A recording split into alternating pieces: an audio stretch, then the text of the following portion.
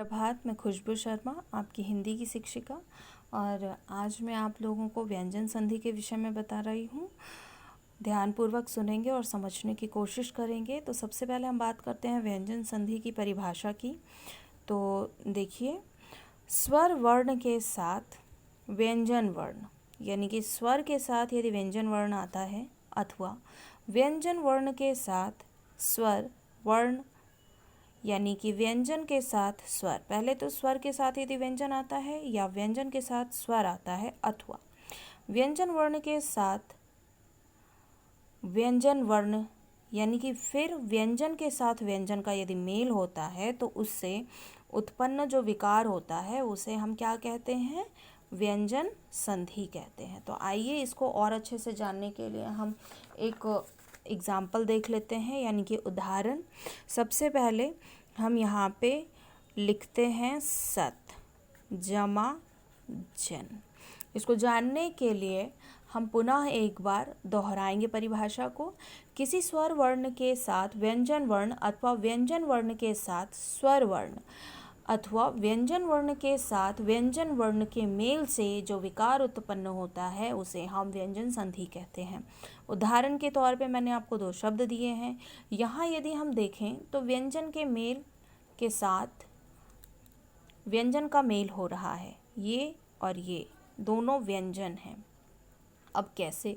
यहाँ पर जो त दिया है, प्रथम शब्द का अंतिम क्या है? त है दिया है, ये हलंत के साथ आया है, तो इसका जो मतलब है ये आधा है, यानी ये अपने व्यंजन रूप में है। फिर जन में ज दिया हुआ है, और जब इन दोनों का मेल होगा तो रूल के अकॉर्डिंग ये जो त है ये ज में परिवर्तित हो जाएगा। और कैसे ज में परिवर्तित हो जाएगा मैं आपको आगे बताऊंगी। अभी हम जानते हैं कि इसका परिवर्तन किस प्रकार से होगा। तो मैं आपको इसके अंदर के विषय में बताऊंगी, लेकिन फ़िलहाल हम अभी जानते हैं ये किस प्रकार से होगा। तो यहाँ पे त आ जाएगा, ये यहाँ ज आ जाएगा। इन दोनों का जब मेल होगा ये हलंत के साथ है, ज में परिवर्तित हो जाएगा, ये भी हलंत के साथ। अब हमारे पास ज का ज उतर गया, और क्या है हमारे पास बचा हुआ? इसमें न है, और यहाँ पे हमारे पास क्या बचा है? स। अब इनको जोड़ने के बाद जो हमारे पास शब्द बनता है वह है सज्जन, यानी कि सज्जन, सज्जन। तो हमने यहाँ देखा कि व्यंजन वर्ण के साथ व्यंजन का मेल हुआ तो यहाँ जो विकार उत्पन्न हुआ उसी को हमने व्यंजन संधि कहा। अब व्यंजन संधि से संबंधित कुछ रूल देखते हैं। व्यंजन संधि के रूल कौन कौन से हैं? यहाँ हम व्यंजन संधि का पहला रूल जानेंगे।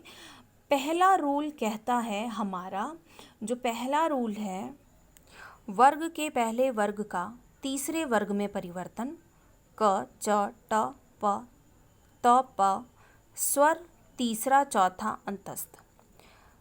तो क जो है ग में परिवर्तित हो जाएगा यदि स्वर तीसरा चौथा अंतस्थ में है।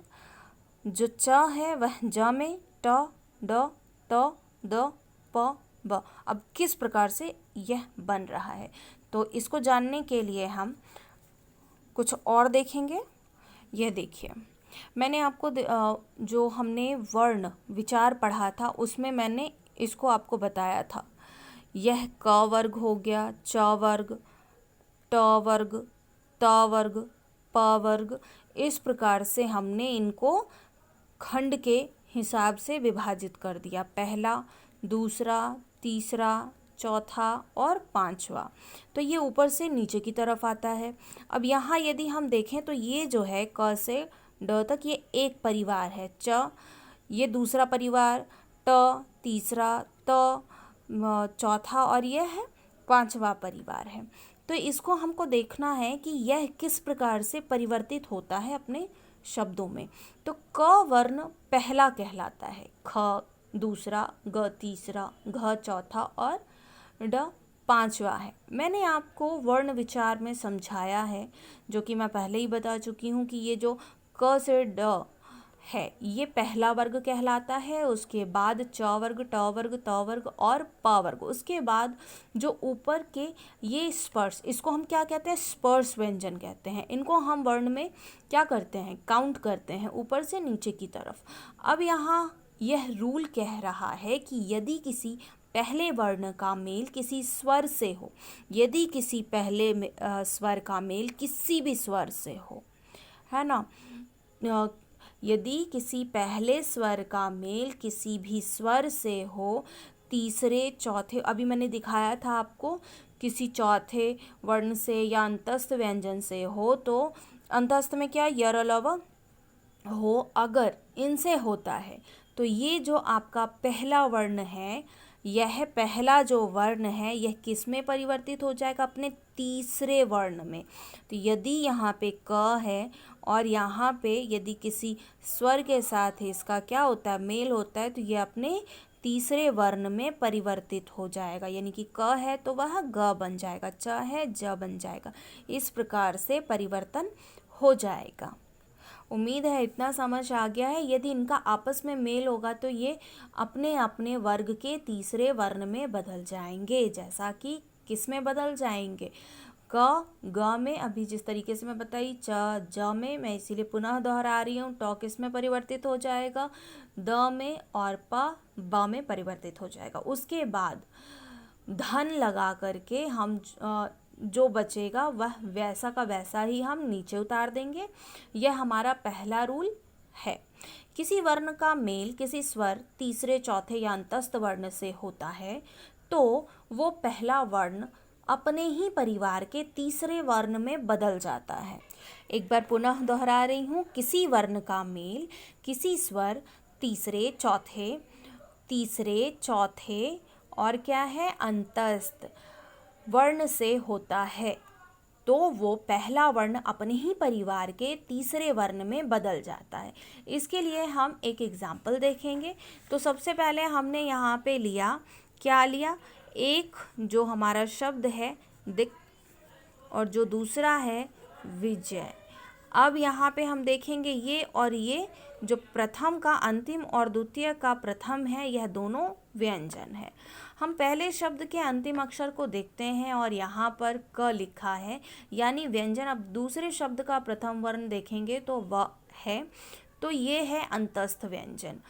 अब क और व का आपस में मेल होगा तो हमारा ये क किस में परिवर्तित हो जाएगा? अभी मैंने आपको बताया था, ग में परिवर्तित हो जाएगा। किस में परिवर्तित हो जाएगा? ग में। तो हम सबसे पहले इसको क्या करेंगे? नीचे लिखेंगे। नीचे हमने लिख दिया ग। अब उसके बाद हमारे पास क्या बचता है? विजय। और प्रथम में हमारे पास क्या बचता है? दी। तो यहाँ पे इन तीनों को मिला करके जो हमारे पास जो शब्द आता है वह है दिग्विजय बन जाएगा। हमने इस तरह से लिखा है, लेकिन ये अभी जो शब्द हमने बनाया है सही नहीं है, क्योंकि हमने ग के नीचे हलंत लगा के रखा हुआ है। ये बात सभी जानते हैं कि यदि हम किसी वर्ण के पैर में हलंत लगा दें तो वह जो वर्ण है वह आधा हो जाता है, और उसे पूरा करने के लिए जो अगले वर्ण का जो स्वर होता है वो उसको सहारा देता है। इसीलिए हमारा जो शब्द आएगा वो इस प्रकार से लिखा जाएगा, दिग्विजय। उम्मीद है यह आपको समझ आ गया होगा। और एक और हम उदाहरण देखते हैं। तो पहला जो मेरा शब्द है सत जमा भावना, तो ये मेरा जो है शब्द दूसरा शब्द है। अब इसको हमको क्या करना है? जो त है और व भ, ये दोनों क्या है? ये दोनों है व्यंजन। अब जो त है, त किस में परिवर्तित हो जाएगा? त अपने ही वर्ग के तीसरे, परिवार के तीसरे वर्ण में परिवर्तित हो जाएगा। तो त थ द, यानी कि हमारा उत्तर द है। यहाँ हम द लिखेंगे। अब हमारे पास जो शब्द है वह क्या बच रहा है? यहाँ पे हमारे पास भावना और यहाँ पे हमारे पास स बच रहा है। तो इसको जब हम जोड़ेंगे तो हमारे पास जो शब्द आएगा निकल करके वह क्या है? सद्भावना। उम्मीद है यह भी आपको समझ आ गया होगा। हमने देखा कि हमारे पास भ बचा था, तो हमारा कौन सा वर्ण है? चौथा वर्ण है। और जब दोनों का मेल करेंगे तो त हमारा बदलेगा द में, और बाकी के शब्द वैसे जो है वैसा का वैसा ही नीचे आ जाएगा। अब हमारे पास जो शब्द नया बन कर के तैयार हुआ वह है सद्भावना। यहाँ पर हम कई सारे उदाहरण का अभ्यास करके देख सकते हैं, लेकिन कंडीशंस यही होंगे। हमको इनको तीसरे में बदलना होगा। जो परिवार का जो तीसरा वर्ण है उसमें परिवर्तित करना होगा। अब हम इसकी जो दूसरी कंडीशन है हम उसको देख लेते हैं। यहाँ पर जो दूसरी कंडीशन है वह है वर्ग।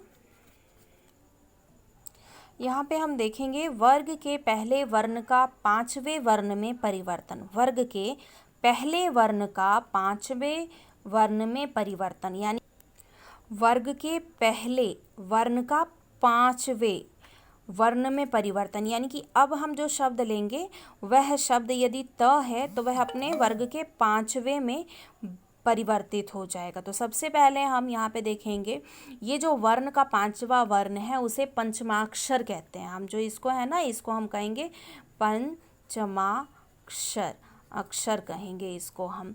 यहाँ हम और एक चीज़ देखते हैं, ये जो पांचवा वर्ण है इनमें से ये तीन, ये जो शुरुआत के तीन हैं, इससे कोई भी नया जो शब्द है वह निर्माण नहीं होता है। तो हमारे पास सिर्फ यह दो ही वर्ण बचते हैं, सिर्फ दो, न और म। तो हम इनको कोष्ठक में लिख सकते हैं। तो मैंने जैसे कि यहाँ पे मैं लिख रही हूँ, यहाँ पे कौन कौन से शब्द हैं हमारे पास? न और म।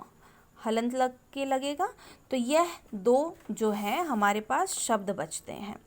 अब इसके आगे यदि किसी न या म से इनका मेल होता है तो हमारा रिजल्ट क्या होता है? यदि इन दोनों का मेल होता है तो ये जो प्रथम वर्ण है, ये जो प्रथम वर्ण है यह क्या हो जाएगा? ये अपने वर्ग के पंचमा अक्षर में, यदि यह अपने अपने वर्ग के पंचमा अक्षर में क्या हो जाएगा? परिवर्तित हो जाएगा, बदल जाएगा। जैसे क है तो क अपने पंचमा अक्षर में जाएगा तो क्या बन जाएगा? अड़ा बन जाएगा। या इस प्रकार से आप बना सकते हैं। तो उम्मीद है इतना समझ आ गया होगा। जो ट है, ट किस में परिवर्तित हो जाएगा? यहाँ में परिवर्तित हो जाएगा। और जो जो त है न में परिवर्तित हो जाएगा, प है म में परिवर्तित हो जाएगा। इस प्रकार से हम इसको पंचमा अक्षर में बदल देंगे। तो रूल जो है पंचमा अक्षर के लिए यही होता है। हम इसके लिए उदाहरण भी देख सकते हैं।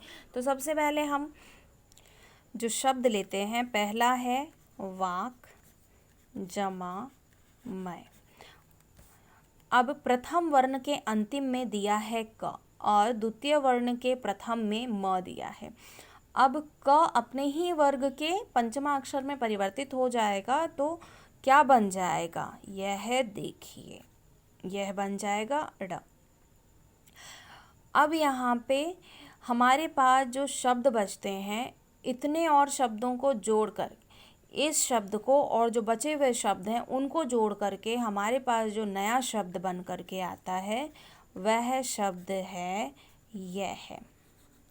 ध्यान पूर्वक देखेंगे, व और मैं को हमने जोड़ दिया तो क्या बन गया? वांग मैं। लेकिन हम यह सही शब्द है, यह इसको कहते क्या है? इसको हम वांग्मय कहते हैं। और वांग्मय जो साहित्य भाषा में साहित्य को कहते हैं, जो साहित्यिक भाषा है उसमें हम साहित्य को वांग्मय कहते हैं। अब हम आगे बढ़ते हैं और जानते हैं अगले रूल के बारे में, लेकिन अगले वीडियो में।